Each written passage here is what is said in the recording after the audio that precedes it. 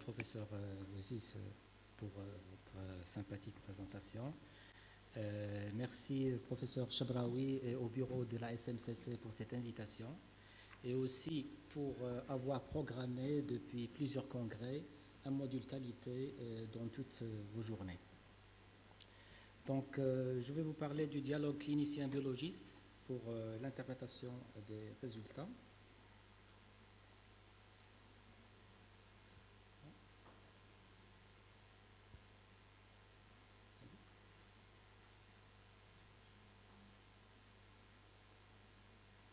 Les résultats des tests de laboratoire clinique sont un paramètre très important dans le diagnostic et la surveillance des dépistages. Il est admis que 70 à 80% des décisions en matière de diagnostic reposent sur des résultats de laboratoire et de plus en plus d'analyses de laboratoire sont requises. L'examen de biologie médicale est un acte médical.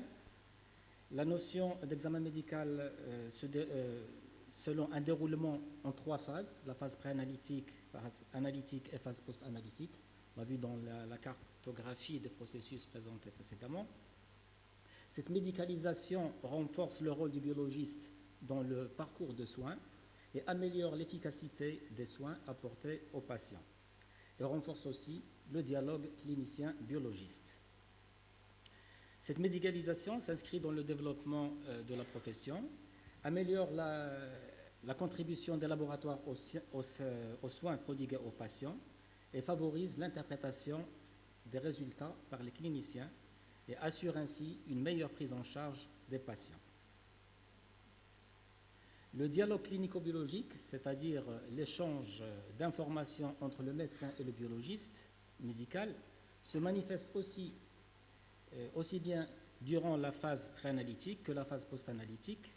Il vise à adapter la prescription selon les recommandations des sociétés savantes en fonction de la pathologie présentée et ou recherchée, de façon à éviter les prescriptions inutiles, à être exhaustif selon la pathologie présentée, en n'oubliant pas un examen incontournable, et savoir interpréter les résultats et pouvoir surveiller une pathologie identifiée.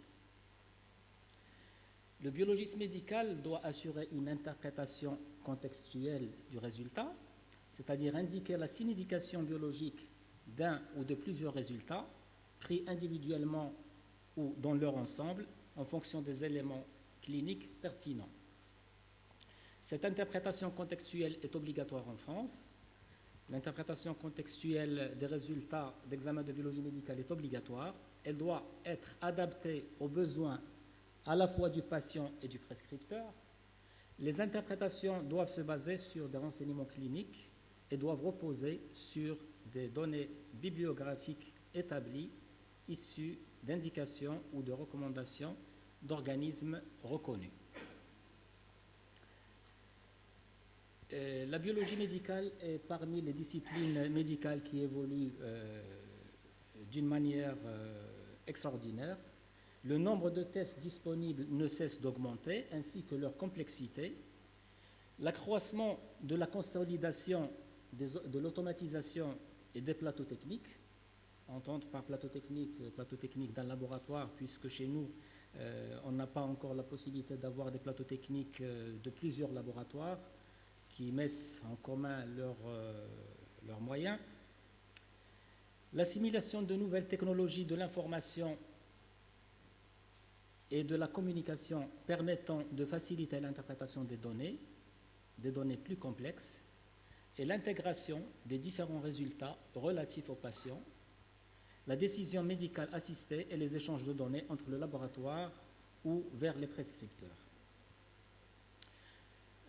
Donc on va voir cette phase post-analytique. Elle comprend, comme on l'a vu précédemment, la vérification de la conformité, c'est l'ex-validation technique. Elle comprend la validation clinico-biologique, l'interprétation des résultats et la prestation conseil, l'édition et la signature de compte rendu, la transmission de compte rendu, la conservation et élimination des échantillons, l'archivage des enregistrements. Les éléments de sortie de cette phase sont les résultats finaux validés interprété et commenté si nécessaire. Le compte-rendu écrit et signé selon le GBA marocain, signature manuscrite. Le compte-rendu communiqué aux patients et aux médecins. Le GBA marocain concernant cette phase post-analytique, le 5.1, dans le chapitre 1, on parle des directeurs de laboratoire qui sont tenus de valider les résultats, c'est les points communs du GBA et de cette phase post-analytique, de signer les comptes rendus. Dans le chapitre 2, on parle de conservation des échantillons et le compte rendu d'analyse, on parle aussi de valeur usuelle, c'est plutôt valeur de référence, la méthode si l'interprétation des résultats l'exige, la transmission des résultats aux patients, éventuellement aux médecins, et sauf en cas de pronostic vital, avertir le médecin traitant. On voit bien que le GBA, qui date de 2010, doit être actualisé en fonction des données actuelles et des normes en vigueur. La maîtrise de la phase post-analytique est une étape clé de la responsabilité du biologiste, bien que les erreurs rapportées dans cette phase, selon les études, ne lui attribuent pas un pourcentage important comme la phase préanalytique, mais ça reste quand même une étape sensible et importante et déterminante pour la satisfaction des parties concernées et pour une prise en charge optimale du patient. On peut maîtriser cette phase en mettant des indicateurs et par les enquêtes de satisfaction. Concernant les indicateurs, un groupe de l'IFCC se consacre spécifiquement aux erreurs de laboratoire et à la sécurité des patients, à élaborer des indicateurs qualité standardisés. 5 indicateurs concernent la phase post-analytique et 2 de ces 5 indicateurs sont en rapport avec l'interprétation des résultats et la collaboration clinicien-biologiste. Par exemple, le nombre de recommandations et protocoles rédigés en collaboration avec les cliniciens par an, ça pourrait être un indicateur, ou bien le pourcentage de commentaires interprétatifs sur les comptes rendus ayant un impact positif sur le devenir du patient.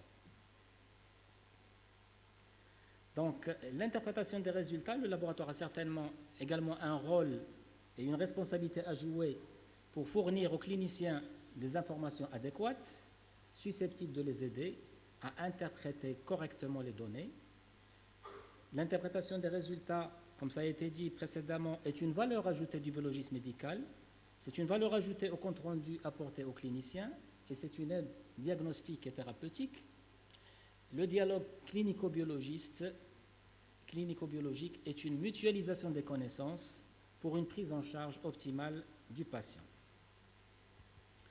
Cette interprétation des résultats, l'interprétation d'un test biologique, qu'il soit réalisé dans un but diagnostique ou de dépistage, est rarement univoque et déconnecté de la réalité du sujet sur lequel il a été réalisé. Elle repose la plupart du temps sur l'intégration de plusieurs informations complémentaires. Des informations pertinentes sur l'intervalle de référence biologique ou valeur de décision clinique, une liste de facteurs connus pour affecter de manière significative la performance de l'examen, l'incertitude de mesure ou l'interprétation des résultats, les caractéristiques des tests et de performance du test par la sensibilité et la spécificité, les pièges à éviter pour une sérologie, pour une PCR ou pour une culture. Donc le résultat du laboratoire doit être interprété sur fond d'un intervalle de référence, utilisé pour distinguer santé et maladie. Le clinicien doit également évaluer le résultat à partir de la connaissance des variations biologiques et être conscient du risque potentiel de fausse interprétation.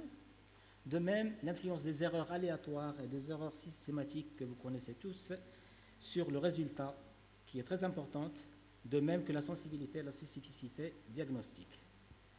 Donc il est donc important de comprendre les concepts suivants. l'intervalle de référence, la précision, la sensibilité, la spécificité et les valeurs prédictives. La précision est définie comme le degré de proximité de mesure d'une quantité à sa valeur réelle ou acceptée.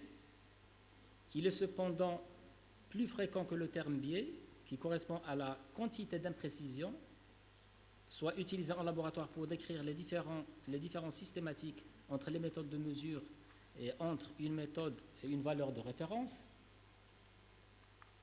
La sensibilité et spécificité, dans la terminologie de biochimie clinique, une méthode sensible signifie généralement que l'analyse est capable de mesurer de faibles concentrations de l'analyte, et la spécificité signifie la capacité de la méthode à mesurer l'analyte lui-même sans interférence d'autres substances de l'échantillon.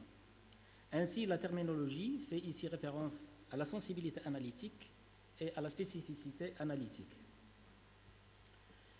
La sensibilité d'un test est sa capacité donc à donner un résultat positif lorsque la maladie est présente. C'est le taux de vrai positif.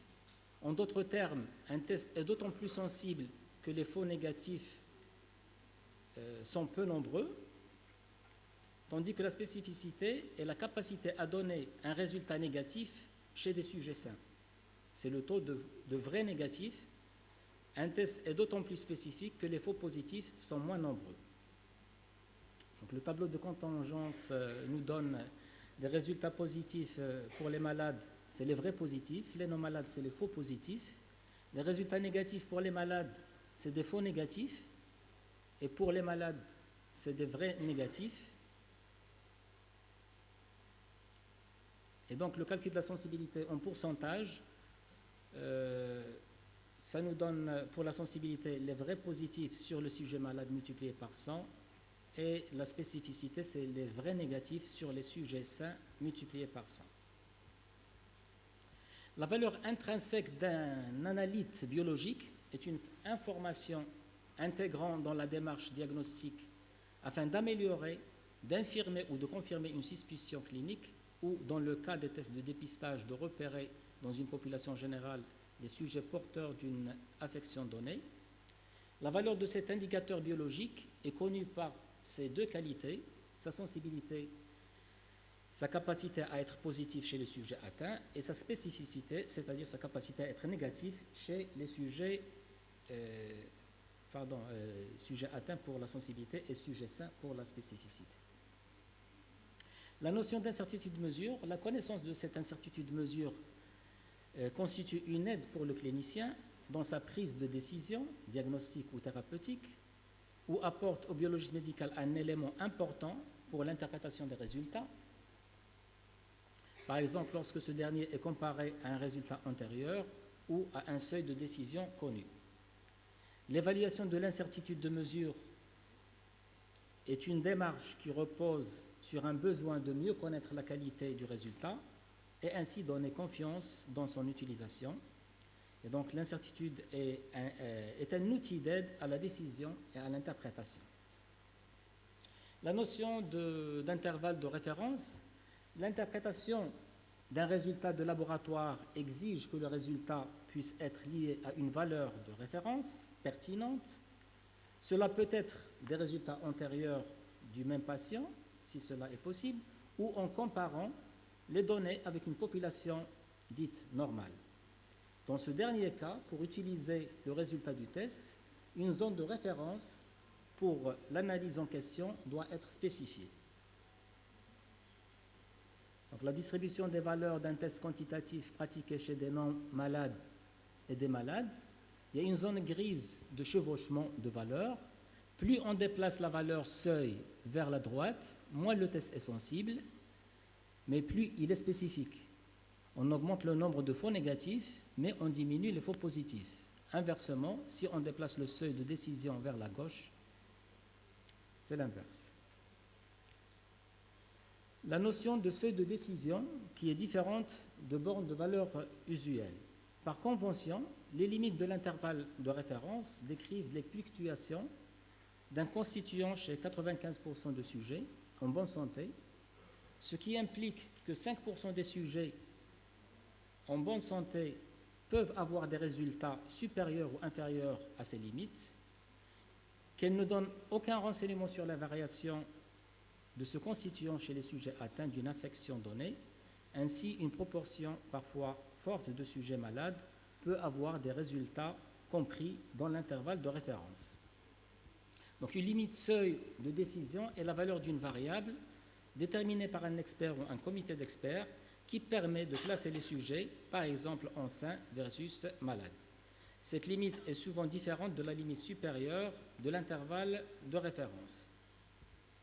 Par exemple, en biologie médicale humaine, les experts ont fixé le seuil de 7 millimoles par litre pour une concentration de glucose plasmatique à jeun dans le diagnostic du diabète sucré, alors que l'intervalle de référence il est de 4,5 à 5,9 millimoles par litre. Par ailleurs, pour certains diagnostics, il est essentiel de ne pas laisser passer des malades, donc il faut éviter les faux négatifs. Dans ce cas, la valeur retenue comme seuil, appelée seuil de décision, est arbitrairement choisie de façon pessimiste et ne laissera pas échapper un seul malade. Au contraire, elle conduira à de plus nombreux résultats faussement positifs qui devront être éliminés par des investigations supplémentaires. Un autre paramètre pour l'interprétation, c'est les sources de variation des examens biologiques. Il existe deux grands groupes, la variation analytique, qui est la somme de la variation analytique et la variation préanalytique, et la variation biologique, qui comprend la variation intra-individuelle et la variation interindividuelle. La variation totale observée est la somme de ces deux variations analytiques et biologiques. Les sources de variation analytique sont dues à toutes les conditions susceptibles d'affecter la méthode de mesure, prélèvement, posture de garrot. La variabilité biologique intra-individuelle, c'est le rythme biologique, c'est le vieillissement, le statut nutritionnel. Et la variation interindividuelle, elle est mise en évidence lors des études sur des groupes de population. Il existe en outre des variations génétiques et des variations de l'environnement ou des facteurs endogènes et exogènes. Alors, comment on établit les valeurs de référence? Selon la norme 15189, le laboratoire doit définir les intervalles de référence biologiques ou les valeurs de décision clinique, documenter la base des intervalles de référence ou valeurs de décision et communiquer ces informations aux utilisateurs. Si le laboratoire modifie une procédure analytique ou préanalytique, il doit revoir les intervalles de référence et les valeurs de décision clinique associées selon les cas. L'établissement des valeurs de référence repose sur des travaux de la Fédération internationale de chimie et du CLSI, révisés récemment. Ils sont basés sur des documents de normalisation et des recommandations de sociétés savantes. L'affiliation entre les différents termes recommandés définissent le concept de valeur de référence. C'est des individus de référence qui constituent la population de référence, à partir de laquelle on sélectionne un échantillon de référence sur lesquels on détermine des valeurs de référence et à partir desquelles on estime la distribution de référence qui détermine l'intervalle de référence et qui est défini par les limites de référence, pouvant être comparées aux valeurs mesurées chez un individu.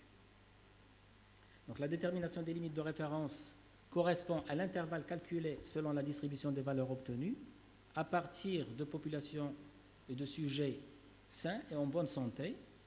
Les principaux facteurs d'exclusion dans le recrutement de la population de référence, c'est des pathologies aiguës ou chroniques, prise de médicaments, surcharge pondérale, consommation de tabac ou d'alcool, facteurs qui peuvent influencer les résultats de référence. L'intervalle généralement défini correspond à 95% de la population, centrée sur la médiane.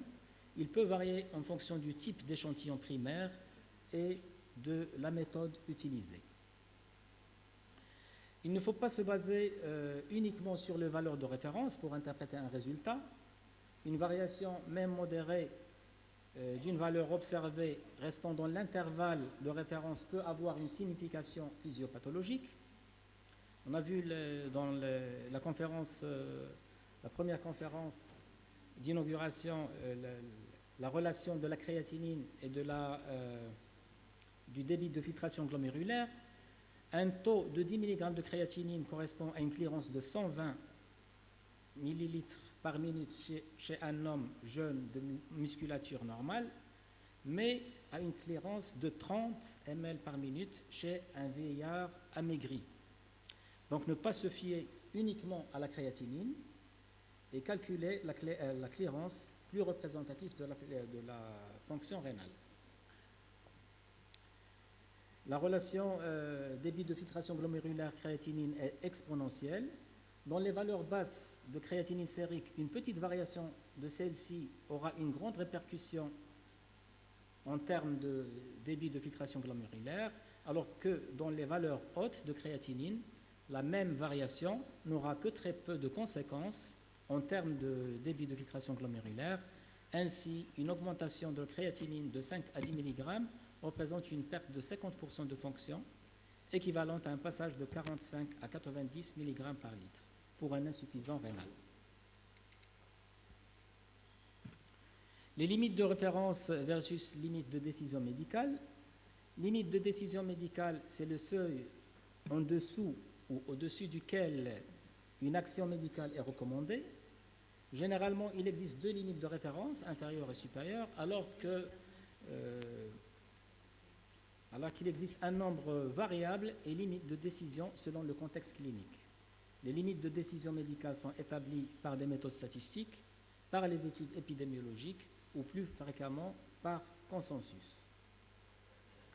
Donc, la biologie médicale est une des spécialités médicales les plus innovantes.